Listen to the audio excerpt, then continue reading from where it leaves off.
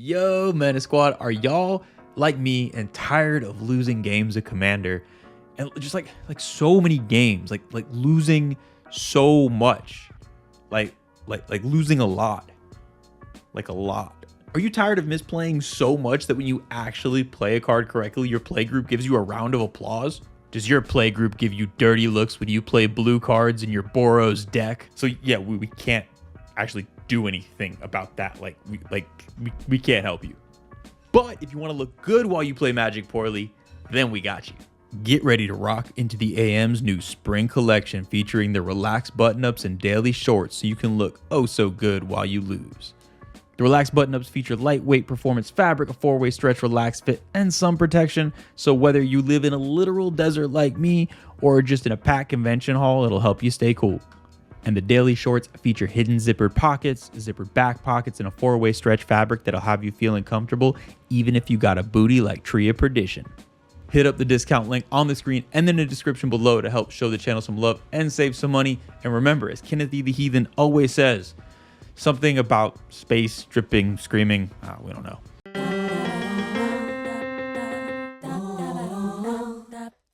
Yo! Welcome back to One More Mana. My name is Derik, and today I want to talk about my top 5 favorite ideas for Rule 0 commanders. If y'all aren't familiar with Rule 0 is essentially an unwritten rule in Commander that gives play groups and players the freedom to kind of tweak the rule set as they see fit to make games most fun for them, to really be able to personalize Commander for their play group. A lot of times you see house bans for play groups on certain like fast mana or free spells, or the opposite where people just want to play with cards unbanned and not have any like strict rules or anything like that. And it's all perfect for letting Commander be what you want it to be. This is kind of a subset of that, of rule zeroing a commander. And that basically means taking a card that's not otherwise legal as a commander and putting it into the command zone and building a deck around it. This can be anything from using a banned commander to using a silver bordered commander or using something that's not a legendary creature. I've seen people rule zero planeswalkers or legendary artifacts, legendary enchantments, and especially in a world with like MDFCs and all this different stuff, it's not as weird seeing it there. A couple caveats to this. I feel like in my head, at its heart, rule zeroing a commander is about telling a story you really want to tell, whether it's like lore wise or it's just a really cool ability that you can't find elsewhere. There's so many reasons to do it. I would recommend against, especially if you're going to bring it out in LGSs and events, I would recommend against doing anything too mean or OP, just because like if I sit down with somebody and they tell me they're rule zeroing a card, and it's like, oh, I'm rule zeroing Dockside. I'm rule zeroing Gaia's Cradle. I'm gonna rule zeroing Grizzlebrand. Like, no, like you just want to pub stomp and you want to skip the steps to get there. Like, I'm on to you. I think this should be done much more to tell a fun story and do something that the whole table is going to be excited to see and not ruin the rule zero experience for them and make them never want to do it again. Along those lines, another good thing to do is have a backup commander a lot of the time. Either you have a card of the same color identity or a deck you can kind of slip into the 99 of, especially if you're at events and stuff. Sometimes people are just really against it and not everyone's going to be open to it. But at least in my experience, most times, if you're doing something cool, interesting, and like unique, people are going to want to see what you put together and what you brewed. So at number 5, getting into this top 5 list of my personal favorite Rule Zero ideas, number 5 is Throne of the Grim Captain. Throne of the Grim Captain is such a cool card. It is a 2-mana artifact from Lost Caverns of Ixalan. You can mill 2 cards when you tap it, and you can craft with a dinosaur, merfolk, pirate, and vampire. And when you do craft it, it just turns into a monstrosity. It is a legendary creature on the back, a skeleton spirit pirate with menace, trample, lifelink, and hexproof. And then when it attacks, each opponent's going to sacrifice an on-land permanent, and you can take one of the cards that was exiled to craft it and put it in tapped and attacking. So it does a lot. And you can kind of set the difficulty level as you build this deck. Technically, this card does have a black color identity, but I've seen that people that rule zero cards with like artifacts at the helm kind of pick a color identity and then have a backup commander ready. So you could either do super hard mode, build this as mono black because you gotta work to find some merfolk, or you could go, I think Grixis is a great color identity for this deck if you wanted to build it and really just make it like a Lost Caverns of Ixalan world building deck. Almost like I see with some Universes Beyond decks, people just build within universe. I think building this like within Ixalan would be super cool, and just filling it with those 4 creature types and basically playing the mini game of I'm just playing some random draft creatures and trying to put together this ridiculous combination of things to make this monster and see what happens. Honestly, even if you craft it, it's not like a game-ending, game-winning Eldrazi, oh, everyone loses, but it is strong enough to make it worth it and make some fun things happen.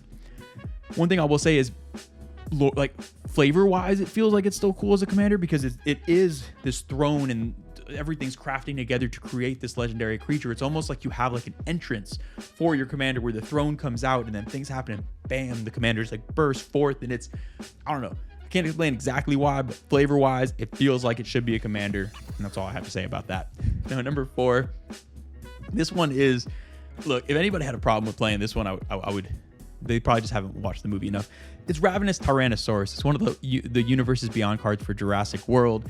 4 red and a green for a 6/6 dinosaur with Devour 3, and then whenever it attacks, it deals damage equal to its power to another creature, and excess damage is dealt to the controller. Look, this one's just plain and simple. Rexy is, if not the most iconic, one of the most iconic characters in all of the Jurassic Park and Jurassic World movies. This picture on the art of the banner falling is like the most iconic thing I can think of from Jurassic Park. So I don't think anyone needs to explain to me why they want this to be a commander. The other thing I love about this is, in this Gruul color combination, there are so many, this is basically going to be like a tokens or a +1 counter deck. If you want it to be that and you wanted to really do something busted, there are so many more powerful commanders to choose. So if somebody's choosing this, it's not because they're trying to pub stomp a table. It's because they love Jurassic Park, and this image of the banner falling is one of the most formative images from their childhood, adulthood, and everything in between. Yeah, this is just one that I will never question if someone wants to play this. I feel like it hits a lot of people right in the feels. Now, at number 3, the number 3 card I would most like to see as a Rule 0 commander is one I've actually thought quite a bit about building, and I'm still debating doing it. It's Westvale Abbey. Westvale Abbey's a land. Taps for colorless. You can pay 5 mana, tap it, and pay a life to get a 1/1 human cleric token, or you can pay 5 mana, tap it, sack 5 creatures, so essentially 6 mana, sacrifice 5 creatures, and it transforms into Ormondal, Profane Prince. It's a 9/7 with flying, lifelink, indestructible, and haste. This is just, Ormondal's one of the coolest, I think, character design wise, one of my favorite demon designs in all of Magic. It's the reason why it sticks with me. I also love the concept of this like spooky haunted abbey and this demons busting forth. I love, as bad as the movies may be, I love the Nun movies. I love the whole Conjuring verse, and just like the fact that it is this like spooky building. It's super gothic horror-y. Oh my gosh, I love this. This is a card I force into every black deck I build, even if I don't have enough creatures, just off of the dream that I can transform it. I do think having a potential backup commander is Jaren, Corrupted Observer. I think I'll put it on I forgot its full name, but Jaren, the one that flips into Ormondal, that's a legendary creature.